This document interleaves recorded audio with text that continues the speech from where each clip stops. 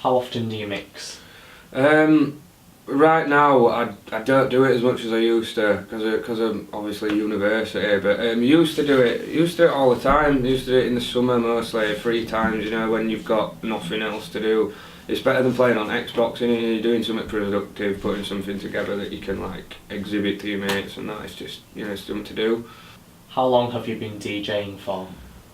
I've been doing it for nearly 2 years, and it started, it's just something my friends did. It was what everybody used to do. I didn't like, everyone used to use CDJs, and I didn't like that. It's more using your eyes rather than your ears, whereas vinyl is, it's just a better sound. It's more using your ears. You have to drop the track in at the right point rather than just press a button. You actually have to, wind it back and throw it in at the right time. Do you play professionally or for fun? Definitely for fun. I'd like to do it professionally, but like with other things that are going on, like I just don't have the time. Like a lot of my friends do that, like DJing in clubs and that. But the amount of time and effort that they put into practicing and putting things together, like it costs them loads, and you need a lot of free time. You need to not basically have it as a job, otherwise you just won't be able to make it work. What artists do you enjoy mixing? Mostly I'm a massive fan of reggae music, so all my music is it's sort of dubs. It's not dubstep. It is what became dubstep. It's sort of the bass line from reggae beats put over samples.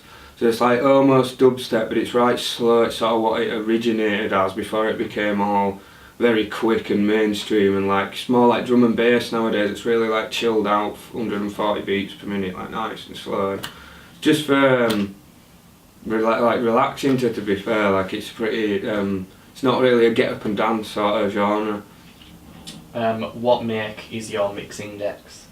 I use cams. I'm sure there's loads of great stuff out there like Technics and stuff like that, but the reason I use these is because they're cheap, they're reliable, and you're not paying out the nose for them. Some things can get so expensive, and for someone who's not doing it professionally, it just didn't seem worth the money really. Are the vinyls expensive to buy that you use? It varies really. Yeah, they are. You talk at least £6 for a 2-track vinyl, and that's at a standard release. Then you've got some of his special editions where they'll be like limited to like 40 issues released, so they can go up to 20 quid for a track. Most expensive vinyl I've ever come across was one that my friends has, £120 for one track. They only made 3 of them, so it's so rare, and it's 120 quid for one song. It's pretty expensive business. How much do the latest decks cost? Thousands. You can pay mine cost 120 quid for 2 decks, and that were half price. They range anything from that's the cheapest I've ever seen to £5,000, £10,000. If you want a full proper professional DJ setup, 10 grand at a top.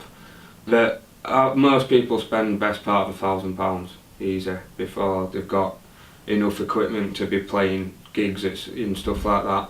Because you've got to think you've got to be able to be the right weight so it doesn't bounce. If it bounces, the needle jumps, your track jumps. You've got to have, it's got to be state of the art equipment if you're doing it in clubs and stuff like that.